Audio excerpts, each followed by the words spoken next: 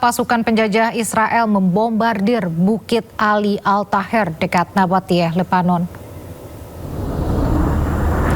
Pesawat tempur Zionis menargetkan Bukit Ali Al-Taher di dekat kota Nabatiyeh di Lebanon Selatan. Rekaman video menunjukkan hantaman serangan di lereng bukit dengan kilatan ledakan dan suara dengung yang berputar-putar di area sekitarnya.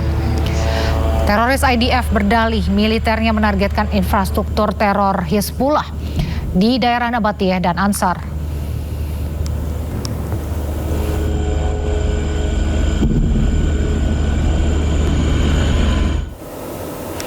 Israel terus meningkatkan operasi militernya di wilayah Khan Yunis, Gaza Selatan.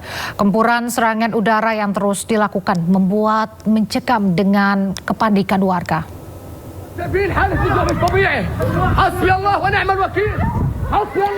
Ratusan warga Palestina terpaksa berlari untuk menyelamatkan diri dalam situasi yang mencekam. Warga yang putus asa merasa terjebak dan menjadi sasaran serangan Israel. Pihak militer Israel lagi-lagi berdalih bahwa operasi militer tersebut merupakan upaya untuk melumpuhkan infrastruktur kelompok bersenjata. Gempuran artileri dan serangan udara yang begitu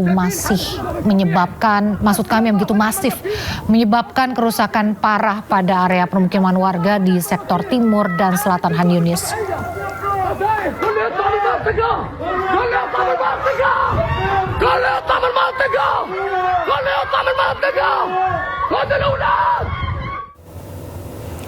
Ratusan orang berduka atas korban tewas akibat serangan Israel di kota Ansar, Lebanon. Warga mengkritik Presiden Lebanon yang dinilai gagal melindungi warganya.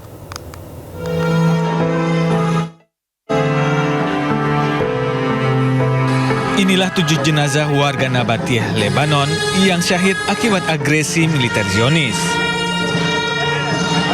Untuk menghormati para korban, peti jenazahnya dibungkus bendera pejuang Hizbullah. Kepergian para korban diratapi sejumlah kerabat dan warga. Warga Nabatiyeh mengkritik pemerintah Lebanon yang dinilai gagal melindungi warganya. للصراحة ما ملاقي كلمة ولا الدولة اللبنانية، انتم بتقولوا انه انتم دولتنا وانتم بدكم تحمونا، اي حماية هيدي؟ وين هيدول المواطنين اللبنانيين اللي كانوا امبارح عزل؟ اغتالوهم، هيدا اغتيال ام وبين واطفالهم، وينك يا رئيس الجمهورية حضرتك؟ Jumlah korban syahid sejak agresi militer Zionis pada bulan Maret telah meningkat menjadi 4.346 orang tewas dan 12.301 orang terluka. Sementara itu, Presiden Lebanon Joseph Aoun hanya bisa mengutuk serangan Israel tanpa memberikan perlawanan. Iran menyatakan batas waktu 60 hari untuk bernegosiasi dengan Amerika Serikat tak lagi relevan. Hal itu setelah Washington dinilai melanggar kesepakatan yang telah disepakati kedua negara pada 17 Juni lalu.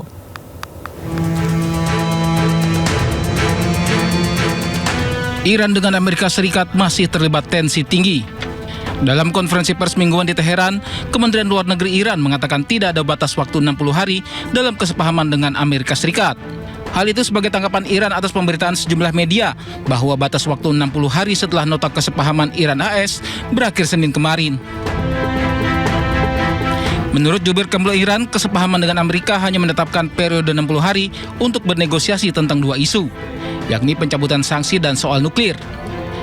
Periode tersebut dapat diperpanjang jika kedua pihak belum capai kesepakatan. نقشه مسیر تردد در موردش تفاهم شده ولی خب ما قرار بود و قرار هست که تفاهم رو در قالب یک بسته نهایی بکنیم. نقشه به علاوه بیانیه مشترک. Sementara itu, saat ditanya mengenai berakhirnya masa nota kesepahaman Iran-AS, Presiden Donald Trump kembali tegaskan bahwa Iran tak boleh memiliki program nuklir. I feel it's necessary. Look, we're in there for one reason. Iran cannot have a nuclear weapon. You understand that? Iran cannot have a nuclear weapon. Berdasarkan nota kesepahaman bersama yang ditandatangani Juni lalu, Iran dan AS berkomitmen merundingkan kesepakatan akhir yang mencakup sejumlah isu, salah satunya nasib program nuklir Iran. Kesepakatan itu memiliki waktu 60 hari dan dapat diperpanjang atas kesepakatan bersama. Iran memperingatkan bahwa merebut satu pangkalan Amerika Serikat di negara sekutu Amerika Serikat di Timur Tengah bisa tentukan jalannya perang. Peringatan tersebut disampaikan Iran setelah jangka waktu 60 hari kesepahaman Iran-Amerika berakhir kemarin. جنگ زمینی شروع کنن جنازه هاشون دیگه به خانواده هاشون هم نمیرسه. حالا باز موشک ما میزنیم میگه جنازه شو دینش رو یه چیزی رو میفرستن. اما اینجا اونم دیگه بهش نمیرسن. اما ما که میگیم جنگ زمینی این واقعیه. ما یه دونه پایگاه امریکایی‌ها رو بگیریم تو عراق، تو کویت یا در بحرین یکشون بگیریم سرنوشت جنگ با بزرگترین ارتش امپریالیستی جهان رو ما نهایی میکنیم و تمامش میکنیم. Utusan Amerika Serikat Jared Kushner bertemu kepala Hamas Khalil Al-Hayya di El Alamein, Mesir. Pertemuan ini juga dihadiri pejabat Dewan Perdamaian Nikolai Mladenov, mantan Perdana Menteri Inggris Tony Blair, dan para mediator regional. Mereka berupaya memecahkan kebuntuan terkait fase kedua rencana perdamaian di Gaza. Hamas menuduh Israel gagal memenuhi kewajibannya karena aksi militer yang terus berlanjut di Gaza. Sementara itu, Netanyahu secara terbuka menolak proposal perdamaian Trump pekan lalu.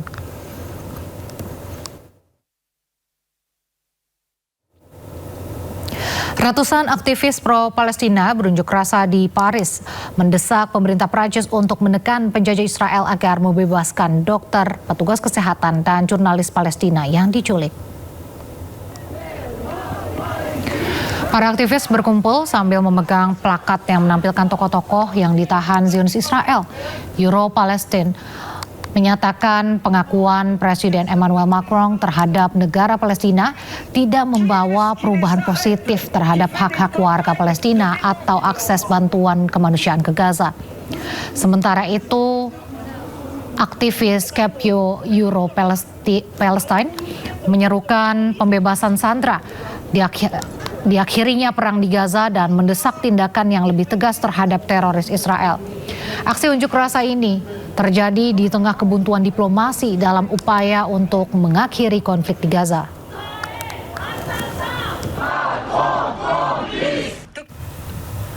Pemirsa, Paus Leo XIV mengutuk kekerasan berulang terhadap warga Palestina di tengah serangan pemukim di tepi barat yang dilakukan oleh Zionis Israel. Paus Leo pun menyerukan diakhirinya kekerasan berulang terhadap penduduk sipil Palestina yang diduduki.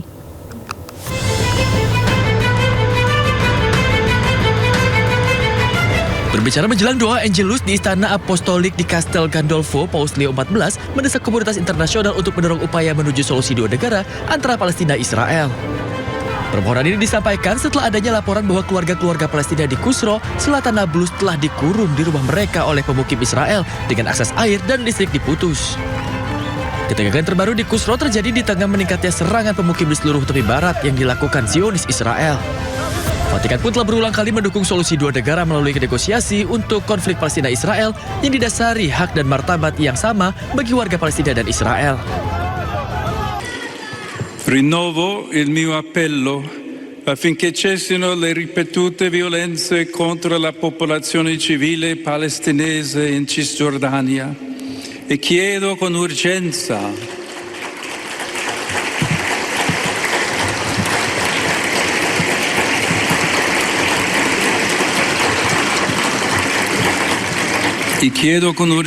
alla comunità internazionale di fare in modo che progredisca la soluzione a due stati per una pace giusta e duratura.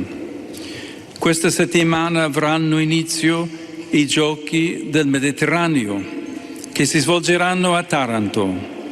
Essi coinvolgeranno diversi paesi di Africa, Asia ed Europa che appartengono all'area mediterranea. Auguro che tale evento sportivo sia una profezia di pace e di fratellanza tra i popoli di questa regione e del mondo intero.